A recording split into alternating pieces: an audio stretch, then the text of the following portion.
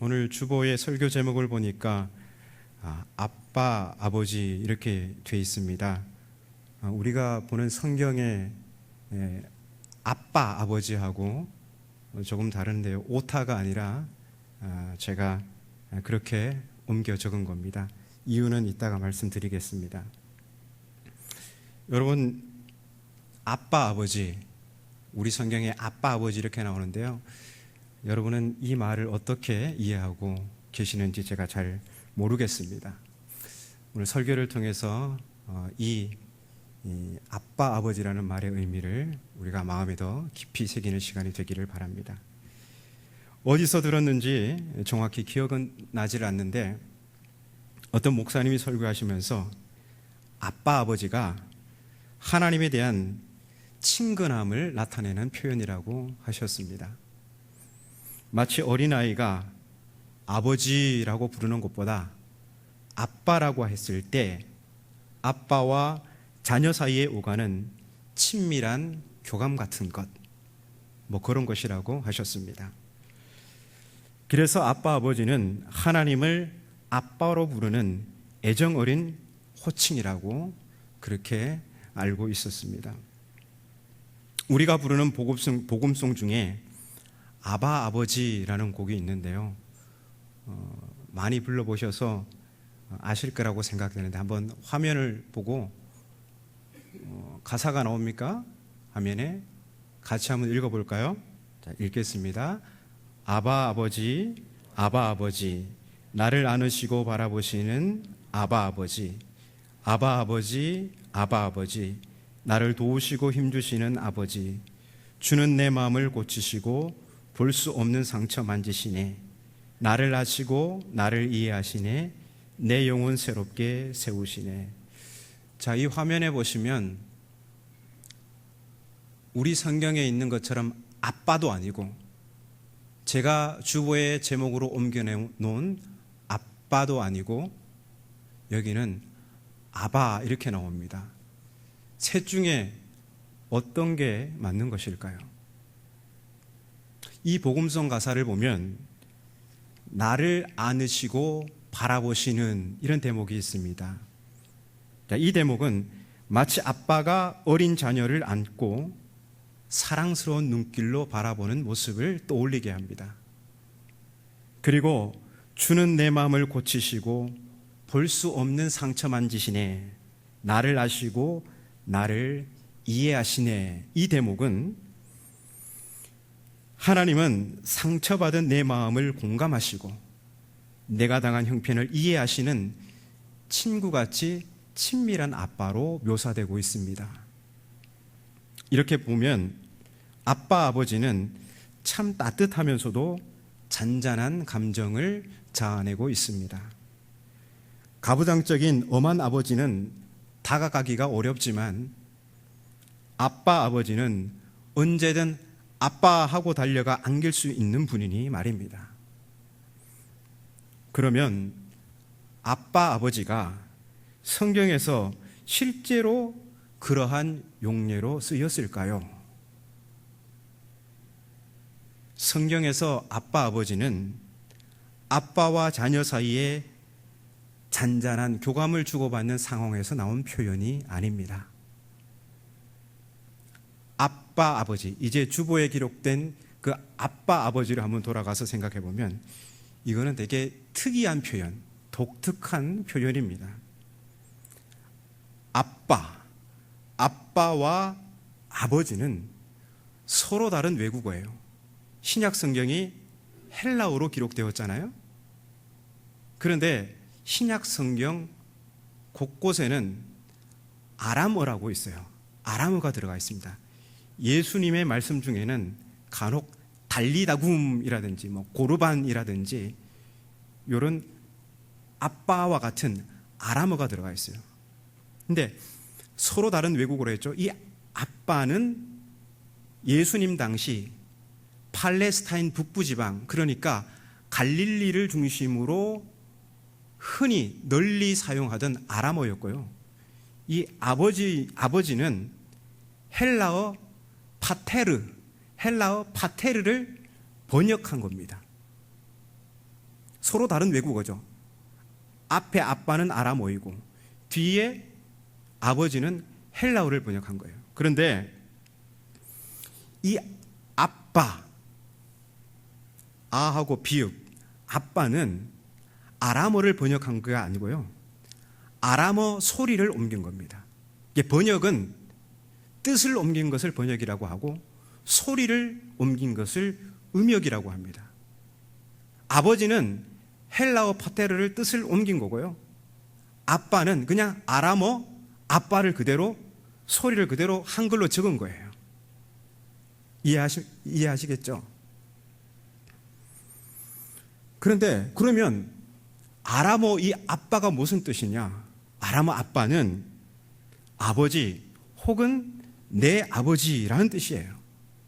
그러니까 아빠와 아버지는 둘 다 그냥 아버지라는 뜻입니다. 학자들은 예수님께서 그냥 아빠라고 하셨을 거라고 합니다. 그래서 아빠 아버지는 아버지 혹은 내 아버지 정도로 번역할 수 있는 겁니다. 그런데 중요한 것은 단어의 의미가 아니라 아빠 아버지가 어떤 문맥, 어떤 상황에서 사용됐는지를 보는 것입니다. 아빠 아버지는 성경에서 총 3번 나옵니다. 마가복음 14장 36절과 갈라디아서 4장 6절, 그리고 로마서 8장 15절입니다. 이 중 마가복음 14장 36절에 나오는 아빠 아버지는 어떤 상황에서 나온 말일까? 우리 한번 화면을 보시고 말씀을 한번 읽어보겠습니다. 시작. 이르시되 아빠 아버지여, 아버지께서는 모든 것이 가능하오니 이 잔을 내게서 옮기시옵소서. 그러나 나의 원대로 맛이 없고 아버지의 원대로 하옵소서. 마가복음 14장 32절 이하에는 예수께서 임박한 십자가 사역을 앞두고 겟세마네 동산에 올라 아버지께 기도하시는 장면이 나옵니다. 이 기도 장면에는 십자가 처형이라는 고난의 잔을 피하고 싶은 인간 예수님의 내밀한 감정이 숨김없이 드러나 있습니다. 그래서 마가복음 14장 36절에 나오는 아빠 아버지는 차분한 속삭임이 아니라 고뇌에 찬 부르짖음입니다. 이 잔을 내게서 옮기시옵소서라는 인간적인 욕구와 그러나 나의 원대로 맛이 없고 아버지의 원대로 하옵소서라는 하나님의 뜻 사이에서 번민하며 부르짖는 외침이 바로 아빠 아버지입니다. 즉 육신의 생각과 성령의 생각이 분투하는 상황에서 부르짖는 외침, 그게 바로 아빠 아버지, 아버지라는 기도입니다. 이러한 선택의 갈림길에서 부르짖는 아빠 아버지는 곧바로 내가 누구인지를 정확히 보게 합니다. 우리가 하나님을 아버지라고 부르는 순간 우리의 정체성은 선명해집니다. 하나님이 아버지시니 우리는 그분의 자녀입니다. 그분의 아들이고 그분의 딸입니다. 우리가 하나님의 아들이라면 육신의 생각과 성령의 생각이 부딪히는 상황에서 어느 길을 선택해야 하는지가 분명해집니다. 그도 그럴 것이 예수께서 겟세마네 동산에서 아빠 아버지, 아버지라고 불렀을 때 이 잔을 내게서 옮겨주십시오 하는 인간적 욕구는 곧바로 그러나 나의 원대로 맛이 없고 아버지의 원대로 하옵소서라고 바뀌게 됩니다.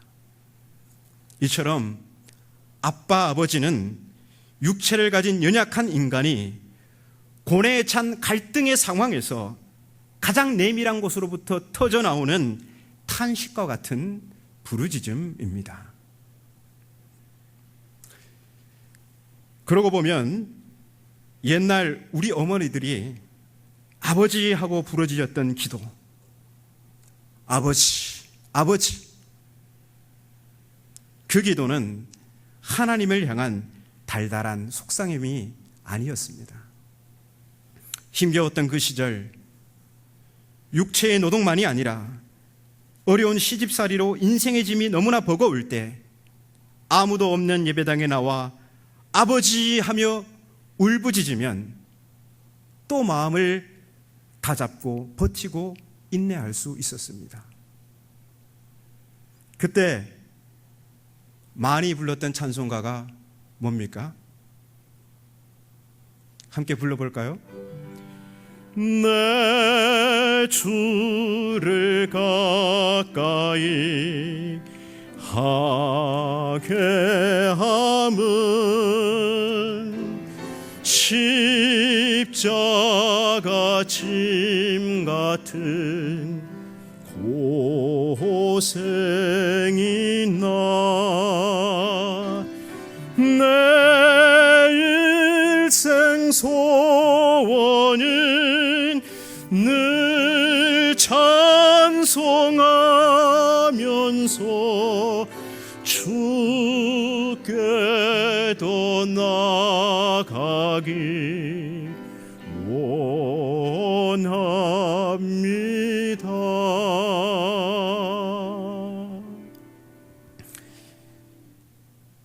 인간적으로 생각하면 나란 존재는 어디에도 없는 것 같고 내 신세가 너무나 초라하지만 예배당에 엎드려 아버지 하고 부르짖으면 성령께서 친히 우리의 영과 더불어 우리가 하나님의 자녀인 것을 증언해 주시고 그로 인해 또 버틸 수 있었습니다. 내 주를 가까이 함이 십자가 짐 같은 고생이나 내 일생 소원은 늘 찬송하면서 주께 더 나가기 원합니다.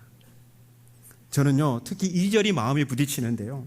2절은 야곱이 형 에서를 피해서 저 멀리 외갓집으로 도망할 때 온갖 위험에 노출된 허허벌판에서 돌을 베개로 삼아 잠든 모습을 떠올리게 합니다. 여러분, 어디 두 다리 쭉 뻗고 잘 수 있었겠습니까? 밤새 잔뜩 쭈그리고 움츠린 채 긴장을 놓지 못했을 것입니다. 그런데 이 야곱의 모습이 옛날 우리 어머니들, 아버지들의 모습입니다.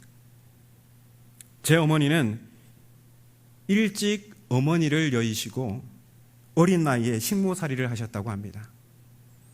얼마나 눈치를 보셨겠습니까? 그 어린 나이에 얼마나 무서웠겠습니까? 나중엔 시골로 시집을 오셨는데 7남매가 있는 집안의 맏며느리로 오셨습니다. 이남 일녀를 낳고 자식들만 키운 게 아니라 시동생들도 키우셨습니다. 농사일로 집안일로 자녀 양육으로 눈코 뜰 새 없이 밥도 어디로 들어가는지도 모르고 잠도 두 다리 펴고 잘 수가 없었습니다. 온 몸을 다 던져도 버거운 인생의 무게를 어떻게 감당하셨을까요? 저는 그때 어머니를 따라 교회를 가면 들었던 소리가 있습니다. 바로 아버지, 아빠, 아버지. 그렇게 표현을 하지 않았지만 이 기도가 바로 그 기도예요. 아버지 하는 기도가 바로 아빠, 아버지 이 기도입니다. 어린 저는 아무것도 모르고 어머니가 아버지 하니까 저도 따라서 아버지, 아버지 또 뭐 휘 하면 막 다 따라했습니다. 웃으면서 저는 따라했죠. 나중에 커서 알겠더라고요. 어린 자식에게 들키고 싶지 않아 입을 막고 아버지 하고 흐느낀 그 소리는 감당하기 버거운 인생의 짐에 눌린 지극히 나약한 한 여인의 울부짖음이었습니다. 그 순간만큼은 조력자인 아내도 아니고 강인한 어머니도 아니고 든든한 맏며느리도 아닌 그저 하나님 앞에서 지극히 작은 아버지의 딸이었습니다. 그런데도 놀랍게도 집으로 돌아올 때면 어머니의 입술에서는 찬송이 흘러나왔어요. 그래서 저는 2절이 제 마음에 부딪힙니다. 같이 한번 불러볼까요? 내 고생하는 것 옛 야곱이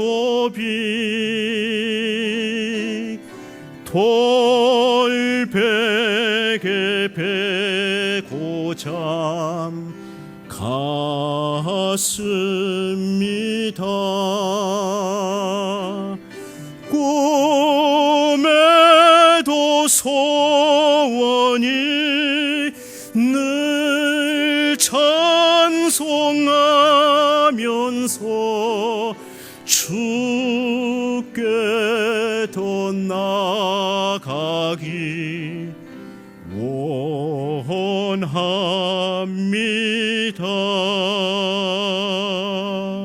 아멘. 자기의 처지가 정말 야곱과 같은데, 저 허허 벌판에서 돌을 베개로 삼아 잠든 야곱의 모습과 같은데, 그러나 아버지 하고 부르시니까, 아버지를 찾으니까, 그럼에도 불구하고 집으로 돌아오면서, 그러나 하나님, 꿈에도 내 소원은 늘 찬송하면서 주께 더 가까이 가기 원합니다. 내 육신의 길이 아닌 성령의 길을 따르기 원합니다. 자녀답게 말입니다. 이처럼 가장 깊은 곳에서 터져나오는 아버지라는 부르짖음은 엄청난 힘을 가지고 있습니다. 인간적 본능과 욕구를 이기고 생명의 길에 우리를 서게 합니다. 어떻게 그럴 수 있습니까? 우리가 아버지하고 부르짖을 때 성령께서 우리가 하나님의 자녀임을 증언해 주시기 때문입니다. 오늘 로마서 본문에 아빠, 아버지도 바로 그러한 맥락에서 나옵니다. 우리가 읽은 로마서 8장 5절 이하에는 육신의 생각과 영의 생각, 곧 육신의 길과 성령의 길이 서로 갈등하고 투쟁하고 있습니다. 이런 고뇌의 상황에서 우리가 어떻게 생명의 길을 선택할 수 있을까요? 본문 15절을 함께 읽겠습니다. 함께 읽겠습니다. 너희는 다시 무서워하는 종의 영을 받지 아니하고 양자의 영을 받았으므로. 아멘. 이 말씀을 보면 우리 안에서 육신과 성령이 싸울 때 우리가 성령의 길을 선택하려면 하나님을 아빠, 아버지라고 부르라고 합니다. 왜냐하면 우리는 하나님의 자녀로 입양되게 하는 입양의 영, 우리말 성경에는 양자의 영이라고 나와 있죠. 바로 이 양자의 영, 입양의 영을 받았기 때문입니다. 입양의 영은 다름 아닌 성령이시죠. 성령은 그리스도 안에서 우리를 하나님의 자녀로 입양하셨고, 이제 자녀된 우리는 하나님을 향하여 아빠, 아버지라고 부르짖게 됩니다. 여러분, 종은 주인을 두려워하죠. 그래서 주인을 함부로 찾거나 부를 수가 없습니다. 하지만 하나님의 자녀로 입양된 우리는 하나님을 향하여 언제든지 아버지라고 부르짖을 수가 있습니다. 우리가 이렇게 하나님을 아버지라고 부를 때 성령께서는 친히 우리의 영과 더불어서 우리가 하나님의 자녀인 것을 증언해 주십니다. 본문 16절을 함께 읽어볼까요? 이렇게 시작. 성령이 친히 우리의 영과 더불어 우리가 하나님의 자녀인 것을 증언하시나니. 정말 기막힌 말씀입니다. 우리가 하나님을 향해 아버지라고 부르짖으면 성령께서 우리가 하나님의 아들과 딸인 것을 증언해 주신다는 겁니다. 그런데 여기서 성령께서 우리가 하나님의 아들, 하나님의 딸이라고 증언해 주신다는 것은 그 관계를 분명히 해 주신다는 겁니다. 우리가 관계 안에서 살아가잖아요. 부모님에게 아버지, 어머니라고 부르고, 그런데 우리가 아버지, 어머니라고 부를 때 자식된 도리를 그걸 다 하고 있습니까? 그런 생각하지 않고 그냥 무의식적으로 습관에 따라서 그냥 아버지 어머니 부르지 않습니까? 우리가 하나님을 아버지라고 부를 때도 마찬가지입니다. 그냥 습관에 따라 부르짖는 부르짖음이 아니죠. 우리가 정말 갈등의 상황에서 육신의 생각과 성령의 생각이 분투하는 상황에서 우리가 정말 탄식하듯 아버지라고 부르짖으면 성령께서 이전의 고백과는 다른 정말 내가 하나님의 아들이구나, 내가 하나님의 딸이라는 것을 사무치게 깨닫게 해주신다는 말이 바로 성령께서 우리가 하나님의 자녀임을 증언해 주신다는 뜻입니다.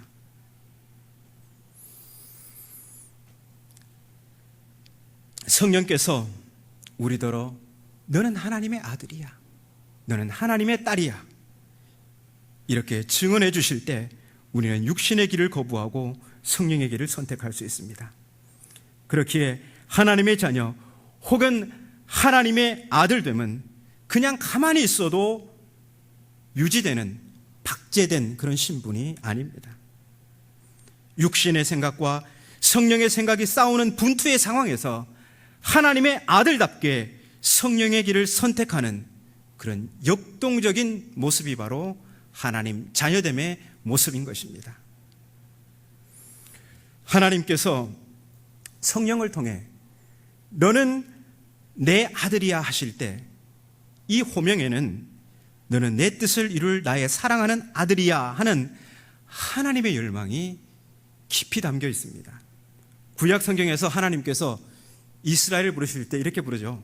이스라엘아, 이스라엘아 이렇게 부릅니다. 이 호명은, 이 하나님의 부르심은 아버지가 아들을 부를 때 부르는 호명입니다. 그러니까 내 아들 이스라엘아, 너희는 내 뜻을 이룰 나의 사랑하는 아들들이다. 이러한 하나님의 영원이 이스라엘아 하는 그 부름 속에 담겨 있는 것입니다. 너는 내 사랑하는 아들이다. 이 아버지의 부름을 정확히 이해하신 분이 바로 예수님이십니다.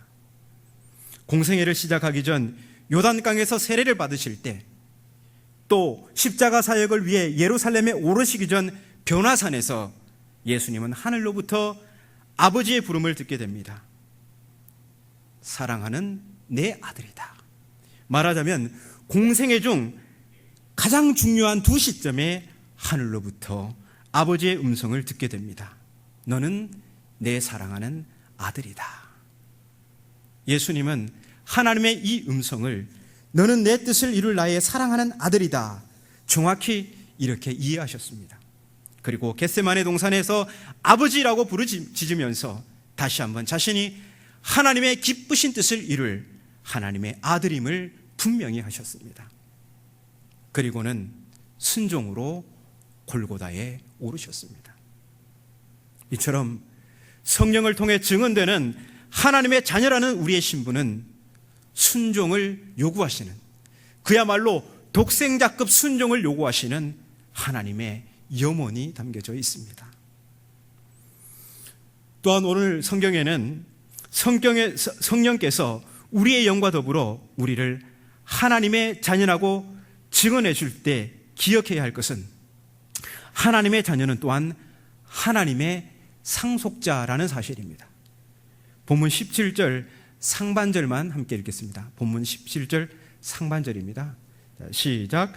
자녀이면 또한 상속자, 곧 하나님의 상속자요 그리스도와 함께한 상속자니. 아멘.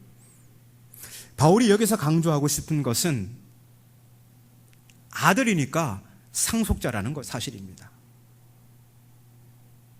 8장에 와서 바울은 우리의 신분을 종이 아니라 아들이라고 애써 구분합니다. 왜냐하면 아들이니까 상속자이기 때문입니다. 종은 시간이 흘러도 종인 것입니다. 반면 상속자인 아들은 때가 되면 주인이 되고 아버지의 유산을 상속합니다. 우리가 하나님의 자녀라는 사실이 뿌듯한 이유가 바로 여기에 있습니다. 아들이면 상속자, 곧 하나님의 상속자입니다. 물론 원조 아들, 원조 상속자는 그리스도이십니다. 그런데 우리가 성령 곧 그리스도를 통해 입양되어 아들이 되었고 또한 상속자가 되었습니다. 그래서 우리는 이제 그리스도와 함께 공동 상속자가 된 것입니다. 그렇다면 우리가 무엇을 상속한단 말입니까? 하나님의 상속자라는 말은 영광의 미래를 상속할 자들이라는 의미입니다. 영광의 미래가 성경에는 영생, 하나님의 나라, 하나님의 영광 이런 말로 묘사되는데요. 요약하면 구원을 말하는 것입니다. 그런데 바울은 우리가 하나님의 상속자가 된다는 것 또한 역동적인 삶을 전제한다고 합니다. 이제 17절 하반절을 함께 읽겠습니다. 자, 시작. 우리가 그와 함께 영광을 받기 위하여 고난도 함께 받아야 할 것이니라. 아멘. 17절 하반절은 우리가 그리스도와 함께 영광의 미래를 상속하기 위하여서는 고난도 함께 받아야 한다고 합니다. 자, 이 하반절을 원래 헬라어로 읽으면 이렇습니다. 우리가 그와 함께 영광을 받기 위하여 고난도 받는다면 조건문으로 되어 있습니다. 그러니까 영광을 받기 위해서 고난도 받는다면 상속자가 된다는 겁니다. 하나님의 자녀라는 신분이 하나님의 뜻을 이루는 역동적인 삶이라면 하나님의 상속자의 역동적인 삶은 보다 구체적으로 고난으로 명시되어 있습니다. 우리가 그리스도와 함께 고난을 받는다면 우리는 그리스도와 함께한 공동 상속자인 것입니다. 이를 뒤집어서 우리가 그와 더불어 고난받기를 거절한다면 우리는 스스로 상속자로서의 미래를 포기하는 셈이 됩니다. 육신을 따라 살면서 영생을 기대할 수는 없기 때문입니다. 여러분, 우리가 하나님의 자녀라는 사실은 그냥 가만히 있어도 유지되는 정태적 관계가 아닙니다. 고통과 번민 중에서 순간순간 찾아오는 영적, 도덕적 분투의 상황에서 아버지라고 부르짖을 때 성령께서 너는 하나님의 아들이야, 너는 하나님의 딸이야 하는 그 증언을 듣고 우리 앞에 놓여 있는 육신의 욕구를 거부하고 성령을 따라 행하는 역동적인 관계인 것입니다. 또한 우리가 그리스도와 함께 영광의 미래를 상속할 하나님의 상속자라는 사실은 그리스도를 따름으로 닥치는 현실의 고난을 피하지 않고 거부하지 않고 기꺼이 감내하는 것을 뜻합니다. 그래서 오늘 고난을 통과하는 그리스도인의 삶은 곧 그리스도와 함께 영광의 미래를 향하는 순례자의 발걸음입니다. 그리고 그 길 끝에서 하나님은 생명의 면류관을 들고 우리를 기다리고 계십니다. 하나님의 자녀이면서 하나님의 상속자이신 여러분, 육신의 생각과 성령의 생각이 분투하는 상황에서 그리스도를 따름으로 맞닥뜨린 고난의 상황에서 아빠, 아버지를 부르십시오. 이 기도는 참으로 위대한 기도입니다. 그야말로 삶의 힘겨운 짐을 짊어지고 살아가는 고달픈 하나님의 백성이 하나님 앞에 드릴 수 있는 가장 깊은 기도라 할 수 있습니다. 이 기도를 하나님 앞에 올려드리면서 주어진 이 한 주간도 하나님을 아버지라 부르는 자녀다운 삶으로 영생을 향해 걸어가는 믿음의 발걸음이 되시기를 바랍니다.